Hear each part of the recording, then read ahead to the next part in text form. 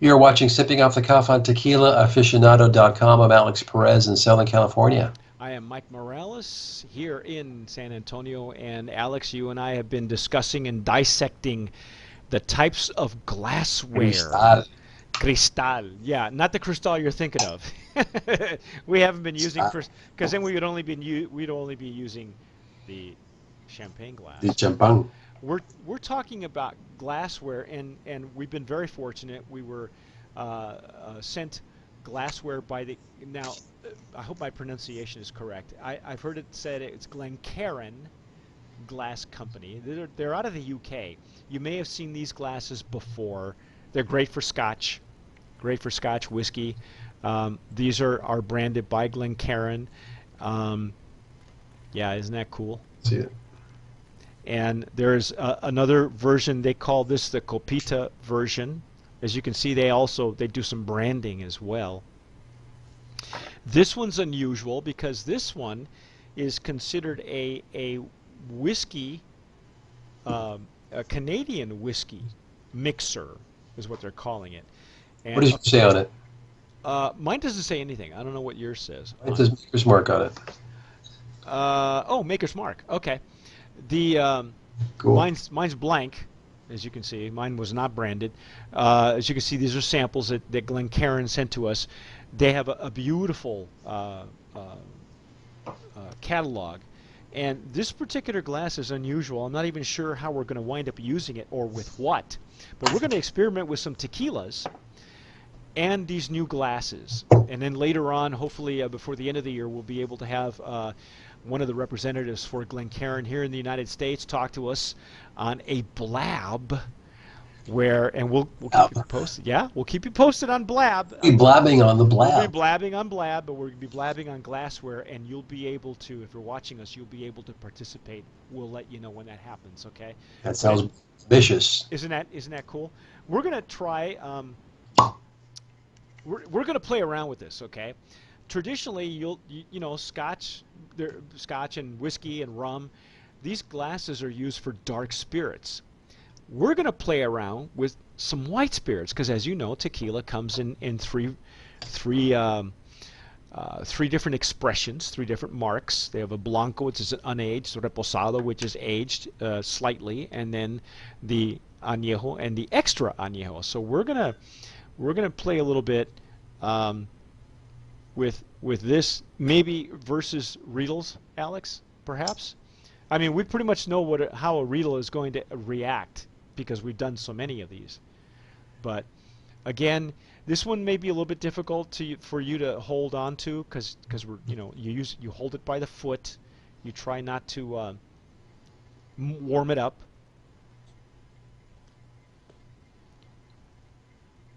It's an interesting glass. I think because of the way you've got to hold it. Yeah, there's a mystique to it. By the way, these come I in like the up to heaviness of 12 inches. We were looking at their catalog off camera. They come in like 12-inch sizes. I mean, you could pour a beer in some of those, a nice stout. Wow, Alex. Now it's really focused, huh? The nose on this. That's a good word for it. It's focused. It doesn't require a lot of digging, I've noticed. You can It's put your nose into it um, closer, but you're almost getting a full effect. Yeah, it's a lot of alcohol in this one. Hot pepper or white pepper. Some roasted agave notes. No, this is we're trying the Leyenda del Milagro tequila. Milagro, which we haven't covered yet individually, but we thought we'd. Mm.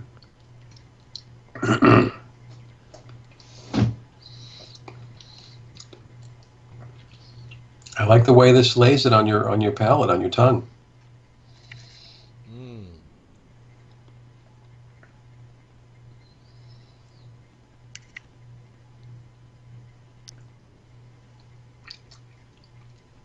To be fair, Alex, I have tried Milagro before, the Leyenda. This is their basic line, because they have two lines. And it for me it had always been agave forward as a tequila, real strong agave punch, double distilled. But I have heard from my oakhead brethren that that the Glencairn was actually very good with blancos. So I thought, why not? Let's give it a try. I have also heard from Maestro tequileros and also from catadores that sometimes they prefer uh, the riedel for blancos more so than for reposados and añejos. So you get differing opinions on both ends of that spectrum. What Well, I I, will what I will say, Alex, is that it doesn't take a whole lot to get to I deal with agree. the aromas. I agree. It brings it really into focus, so you can dissect the nose. Now I put some leyenda and milagro on in my Riedel too, just to compare.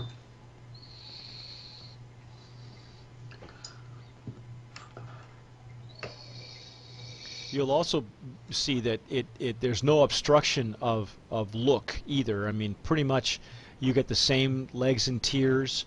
If you can maneuver the glass, without with and the stem not having a stem doesn't throw you, Right, you'll be able to see the same types of legs and tiers, the same sort of effect that we get with a Riedel. right. Now the Riedel, I don't. I'm not getting as much of the powerful nose than the Glencairn glass. I don't know if you get the same thing if you've tried that. Well, what's interesting is that it seems because the Glencairn is chimneyed, also, Alex, Right, and so my thinking is it's designed to deliver the aroma directly into the nasal passages, as opposed to the the Riedel, where it allows you to dig in a little bit more. Sometimes you'll even see me stick my nose right in it. Wow. right. I like the delivery of the Riedel as well. So they're pretty close. They're pretty close. Pretty Okay. close. Yeah. Okay. Hmm.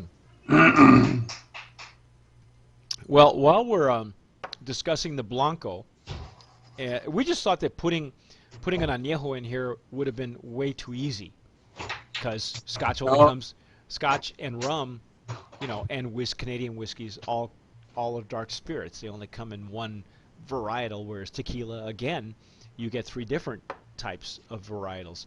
Um, Alex, what do you say we pour um, ambar, which is this is an ambar añejo, and I think you want to try la copita?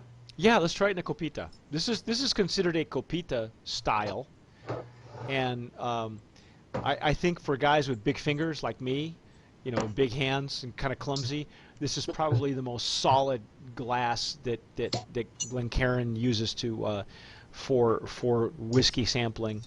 So we're going to try it with our añejo.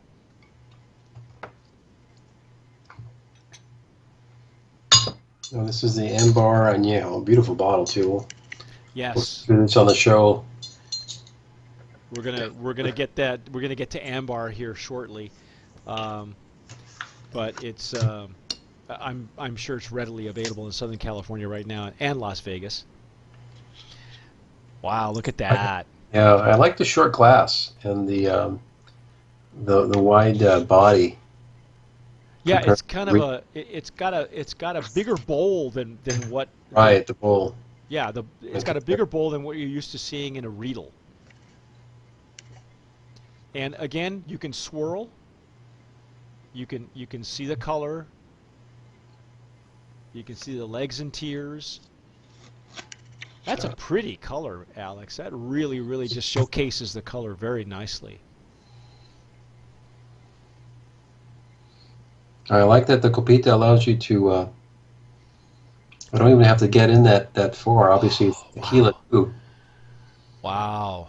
But what a beautiful nose coming out of Yeah, no kidding, huh? Wow. Very sweet on it. the I nose like too, scorpion. Alex. Yeah, it is sweet on the nose. Yeah. Again, you got the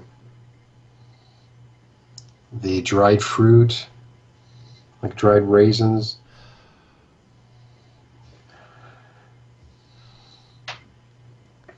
almost like brown sugar. Nice. It really gives a full spectrum too. Just Mm. wow. These are wonderful for nosing. Oh yeah. Frequently, and I don't know, maybe it's my nasal passages. I don't know. But I know that sometimes depending on the tequila or maybe myself, I have to wind up really digging to get something out of it.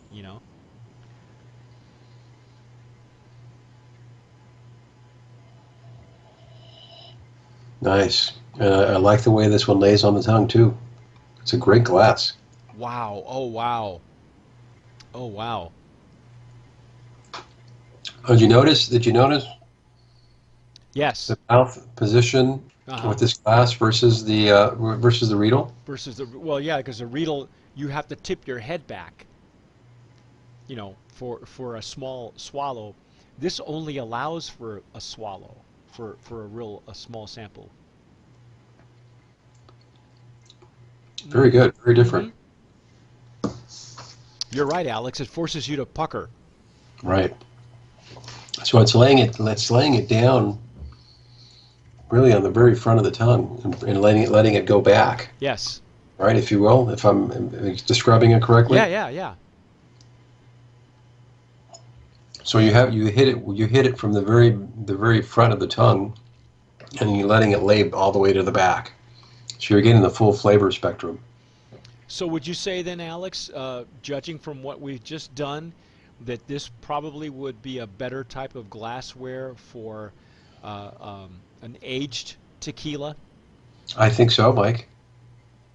I'm I actually very I impressed hadn't with the I hadn't glass. even noticed that it forces you to pucker and purse your Yeah, lips. look at that. I can see your. My Pass you know me my the umber, my nose please. gets in the way. It does. It forces you to really just concentrate on the front end. Oh, isn't that something? That's really cool. I It didn't doesn't even do that notice with the that. Riedel. No, see, look, You got check it. it out. Here, I'll pour this into the Riedel, and again, it's going to be, the nosing is still similar, but with the Riedel glass, I'm not puckering up. I'm not pursing my lips. It doesn't force me to do something out of the ordinary.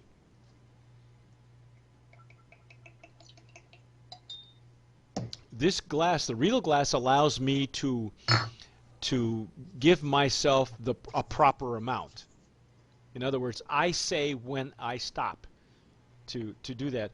Whereas the Glencairn, the Copita glass, forces you forces you to take that little sip and That's and right. That's like you said, different, and it like lays it right where it's supposed to. right? So and I would think that anything that's aged in whiskey barrels would be great for something like this. I'm not exactly sure. Again, when we talk to our Glencairn representative, which we'll do next month, um, he'll be able to walk us through. But I hadn't even noticed that what it forces you to do. Yeah, something else, huh? Yeah, that's so clever. That's amazing. That's really amazing. Well, I'd love to listen to him because obviously we're going to get the take of your Scotch, connoisseurs and Scotch makers Right. with this type of glass. So it could be very, very similar to what's needed for tequila. The gentleman's name is Martin Duffy. Martin is not only is he the U.S. representative for Glencairn here in the U.S., but he is also a judge for the Beverage Tasting Institute, BTI, which also hands out awards every year. And so they, if you know anything about them, they're one of the more prestigious. I couldn't even call it. They're like a tasting institute. They're not Right. they're not a competition like San Francisco World Spirits. Right. Right. So they're, excuse me, they attack their business a little bit differently. And so I can't wait to talk to him. I can't wait to pick his brain and have him walk us through these. Oops. Um, yeah, careful, don't break anything. Got a lot of glass here The in next front. one, the next one you're gonna have to buy, pal. So Very good. Well, I'm impressed. La Copita. I am too. I am really happy It's with actually that. called. It's actually called the nosing copita. Is that why they? Yes, it is the nosing copita. That's almost like Wow. I don't know, the rosewood snake. I don't know. Wow. What a difference with this little glass, huh? I'm I impressed. but and it's not just nosing though, Alex. I think it's even a misnomer because of the way that it forces you to use your palate in a Right. certain direction. Right. Okay, you're guided to use your palate in a certain direction. It doesn't happen with Riedel. You really you have to know what you're doing with your palate for a Riedel. Wow.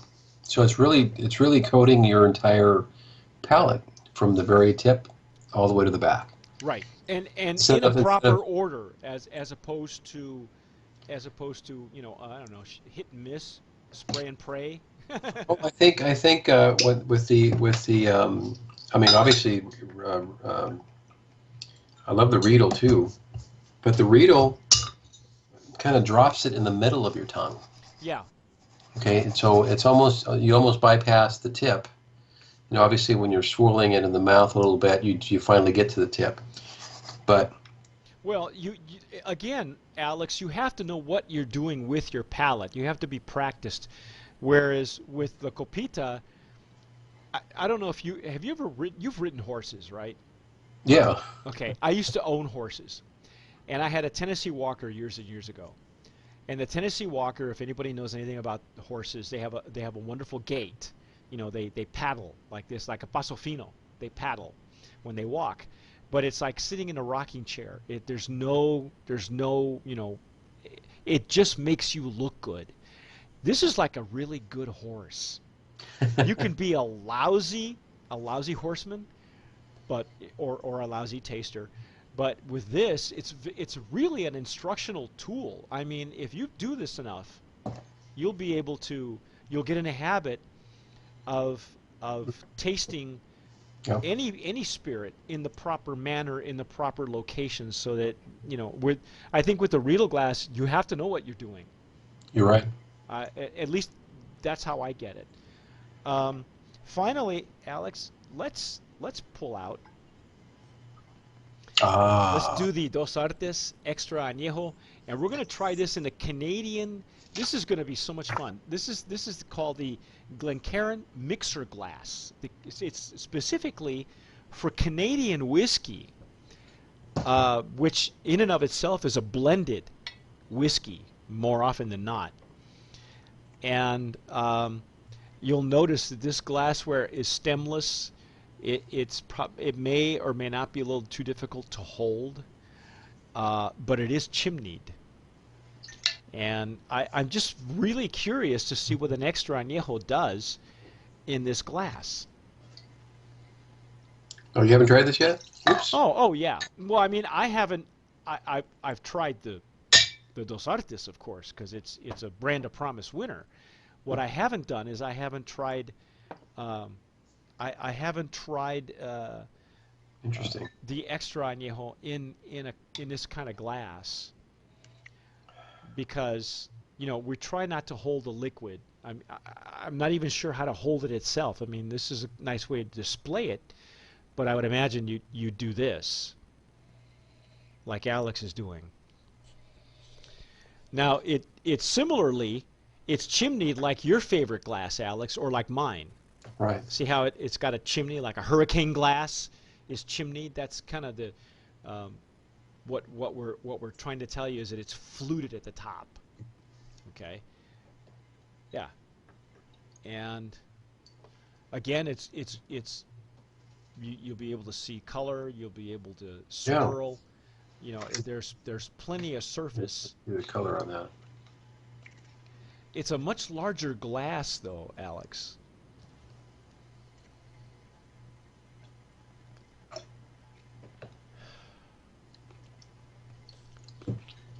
Now the nose, I think the nose dissipates quite quickly.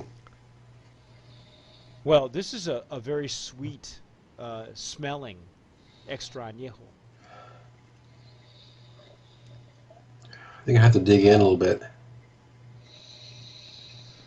to really get the nose on this. I'm getting sufficient nose on it. Yeah, I am too. But you're right. I mean, but look at the surface. Look at how much surface we have to work with. Right, I mean, right. you can. I guess if you had to, you could lay it on the table and just nose it this way. You know what I mean? Off the table instead of holding it.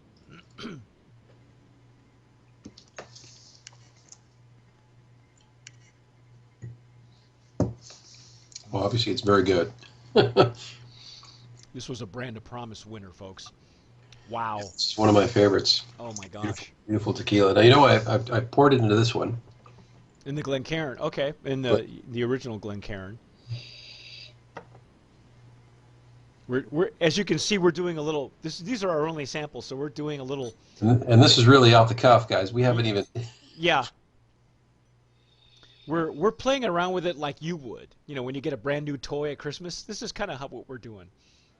I don't know, Alex. I guess I know that according to Mr. Duffy, this particular glass is gaining some traction in the whiskey arena. Uh, Generally, most tequilas are aged in used whiskey barrels, so it only makes sense to use these types of glasses. Right. But again, whiskeys and rums are aged much longer than tequila is. So when you're talking about which glassware for which expression, which one would you use? And maybe you've already done this. If you have, write down on the comments below what you think and what you're doing. Which one of these versions are you using? If you're using any of these, and tell us. Let us know, because we're still playing around with this. We feel that tequila being where it is now, 10 years ago from when the Riedel was introduced to the general public, I think tequila has grown up. The term terroir now is a big deal, and tequila, probably more than any other spirit, deserves to have its own glassware for different regions. And seeing as how these glasses have been popular for a long time, we're just trying to get you options, trying to give us options also. Sure. In Now, case we're missing interestingly, something. yeah, interesting, Mike. When you're using this glass, what are we calling The this one? mixer glass. It's The mixer glass. There you that's go. Sorry. the Glencairn mixer glass. Yes, for Canadian Yeah, whiskey. I can almost, I almost do not detect the amount of alcohol. Okay. Okay. I do get the sweet notes and the nuances from what we know we're supposed to get from this specific tequila, Right. and the flavor is I think the position I should say on the palate, I think is just right. Even though this is very different from the other ones we've been trying, but when I transferred it to this one, or even the copita, I do get the alcohol, right? And it's a little more focused. Get a little Well, bit of nose too. let me say, Alex, that the purpose for the neat glass, the selling point, one of the major selling points for neat glass, is that it dissipates the alcohol molecules. Um, it probably is even more efficient than it should be, in my opinion. But and you'll see that is almost like a fluted. It's the neat glass is almost exaggerated, Right. and this glass does it in a more subtle manner. I think. It's more of a chimney almost. Right. Yeah, I do. I get a lot of the nose. Yeah. Get a lot of the nose now. There's a And I barely have any left in Yeah, here. I have like a dribble in here, I have a drop, and and it's just the nose is there. it's amazing. It's That's something, yeah. yeah, that's All I the think honey. these guys are onto something. I think if they market this properly, they can actually make something out of it. Wow, that's amazing. That is really something. Very good. I feel like a mad scientist. Mixing and matching. Wow. You know what, Alex? I would really maybe in the future um, we can get much larger versions of these Glencairns to see if there really is a difference from the smaller. This is like a what a 8 ounce, 6 ounce, 8 ounce. You never fill these things up to the top anyway. If you are, you may as well forget it. But you know they have one that's 12 inches long that probably you could pour a beer in it. Um, I wonder if it's the larger the glass of this model of this Glencairn, uh, the maybe there's even more major differences. But I'm really impressed with both of these glasses, the Copita and the mixer. And I can see where the mixer is really gaining some traction, according to Mr. Duffy, Martin Duffy, the representative for Glencairn. The Canadian mixer glass is really making some inroads in the whiskey segment of the markets.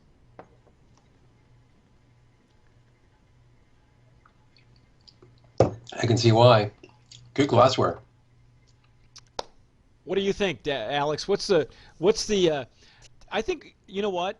Considering that we haven't spoken to Martin yet, and I'm kind of waiting for that, I say as far as a brand of promise, maybe we should nominate Glencairn as a brand of promise.